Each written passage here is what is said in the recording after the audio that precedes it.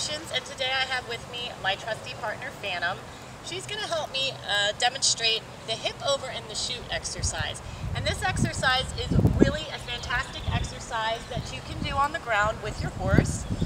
There's a lot of benefits to doing this exercise, and one of the things that you want to do is you want to take out PVC pipe poles, ground poles. I have a lot of wooden poles that you can get at Lowe's or Home Depot. They're really inexpensive, but it's a great way for you to gauge how much your body stays straight, and you really want to walk forward to help guide your horse through the chute. So normally when I set this up, I take about one big large step in between, and that usually is about the distance that you want, and that will help as you're asking your horse to step through this process. The first thing that I'm going to do is I'm going to outfit my horse. She has a full cheek snaffle bit on, and this is one of my bridles. I do sell these, and I've designed these.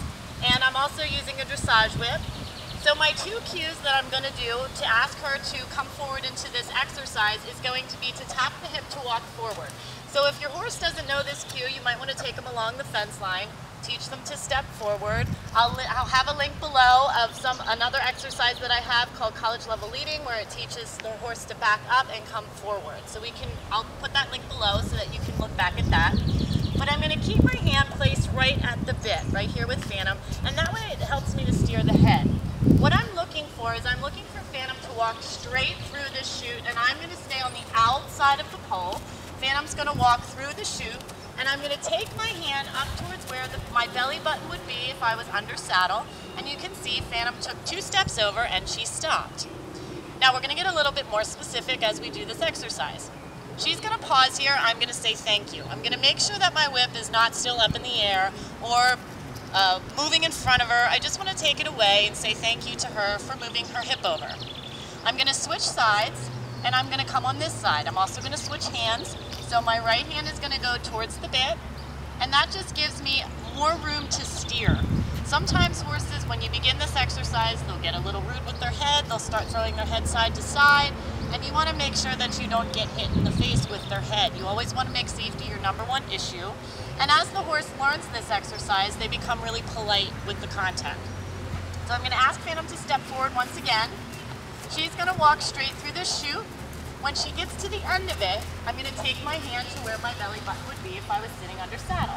Now let's take 1 second to think about where your hand position is when you're asking your horse to move in different directions. If I were to put a huge pink dot right here on Phantom's withers, anything in front of that pink dot is going to end up moving the horse's shoulders away from me. Any placement of my hand at that pink dot is going to end up moving Phantom laterally away from me, directly sideways, and anytime I put my hand behind that pink dot, I'm going to end up moving the hip. Okay, so in this case, I want to move the hip. Some more perspective on this exercise, because I like to first teach it, but then I like to teach the intricacy of the exercise. Phantom's going to be walking forward in a straight line. Okay, why that's important is once a horse is straight, they're basically at full power. So when she's straight from her ears to her shoulders to her hind feet, her spine is basically in a straight position. When she's in that straight position, she's at her most powerful point. So what I want to teach her is from that straight position that I can bend her head at least 4 inches. So I want lateral cervical flexion 4 inches to the left, and I also want lateral cervical flexion 4 inches to the right. Now, once you can get that little bit of a 4-inch bend, the rest of it is usually pretty easy for the horse to bend all the way through their neck. The critical part, however, is making a horse bend off that straight position. If any of you have ever been on a runaway horse or a horse that is not stopping with you, if you remember back to what it felt like, that horse was in a straight head position. And in order to break that power apart, you have to be able to decelerate that horse by teaching the horse to bend 4 inches laterally once you add pressure to the bit. So as you progress with this exercise, what it's going to start to look like. I'm going to have Phantom do it wrong for a second. Your horse is going to look like this when you first start. They're not going to continue on a straight line right from your pole. Okay, so they're going to end up diagonally like this. They're going to end up where they're a little bit past the pole, like that. And what you want to do with this exercise is make sure, again, you're on the outside of the pole. She's going to stay on the inside of the pole. And as I keep asking her to move her hip over, my stick or dressage whip is the gas pedal. My bit is what's holding the contact. So in other words, as I'm asking her to step through here, I've already set my hand in motion to the direction I want her hip to go. Here she's stuck, so I'm going to keep my hand going behind the wither. Good girl, Fanny. And I'm going to ask her to move her feet with the stick because that's my gas pedal. I'm going to release her and tell her thank you. And then we're going to switch sides. I'm going to ask her to come forward and step inside her chute. She's going to be walking. As we get to the end, I'm going to stop my feet. I'm going to take my hand up towards the direction of where I would be if I was sitting in the saddle. And she's going to continue to move over. So I'm just going to do this for you a few times so that you can see the progression of how we move. If you are doing this at home with your horse, this is a great warm-up. When you first start teaching your horse this exercise, on average it takes about an hour to teach your horse how to do this exercise. And I always make sure that I tell all of my students as well that anything that I teach on the ground has to be useful under saddle. So as I'm asking for this exercise, what's also happening, and what's really cool because I'm really big on development of muscles, is if you look at Phantom's right hind foot, it is going to adduct towards her midline. There it goes again, and it's going to cross in front of the opposite hind foot. Now we're going to look at the white left hind foot. It's going to cross in front of the black hind foot. There you go. And that's called adduction. So adduction is basically when the horse's foot comes towards the midline. You're adding it to the midline.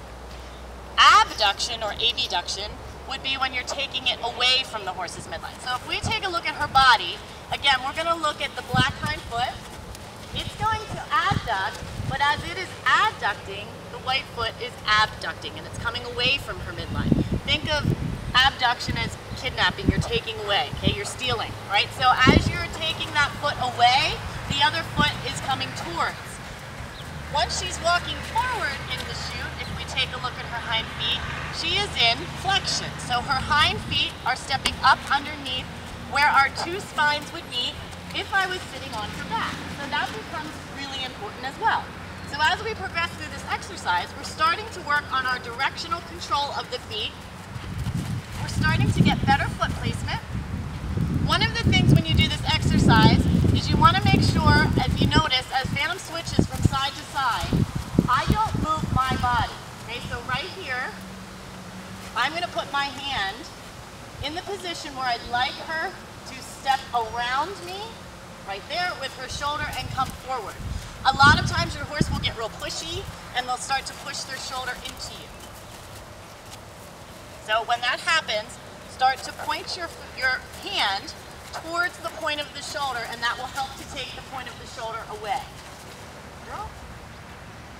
We're just going to keep going back and forth like this. So again, I would use this once my horse knows it as maybe a 5-10 minute warm-up. It's a great exercise to get your horse nice and soft on contact, to start creating a connection. It's a fantastic exercise to teach the horse's hind movement. If any of you have ever heard of one-rein stop, disengaging the hindquarters, this is the same exercise, but you're always going to start with the exercise being big, and then it's going to get small, pretty, and precise. So I can use this exercise if I would take Phantom away, and she's pretty good at this exercise. So if I would take her away from these poles, and I would move her back here for a second, and I could ask that white hind foot to step up and under. This is a bilateral step, which means the white left hind foot is coming up towards the black right front foot. Okay, we're going to do that going the other direction. I'm going to ask her to stop, move her hip, and then we're going to come this direction, and I'm just going to ask that black right hind foot to step up and under towards the left front white foot.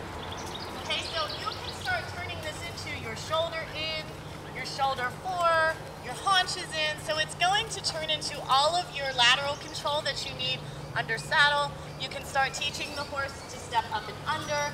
You can start teaching the horse double unilateral balance, bilateral balance, and this is all the start of all of those exercises that you're going to be doing. So this is a fantastic one that you can practice, and again, it's pretty simple, pretty easy. If you have any questions, please feel free to contact me. You can email me at tarajones7@yahoo.com. I'd be happy to answer any of your questions, or you can also visit my website, tarajonestraining.com. There's a lot of information on that website as well. So I thank you today for watching this. Please be sure to subscribe to my YouTube channel. And Phantom thanks you as well, and we'll see you on the next one.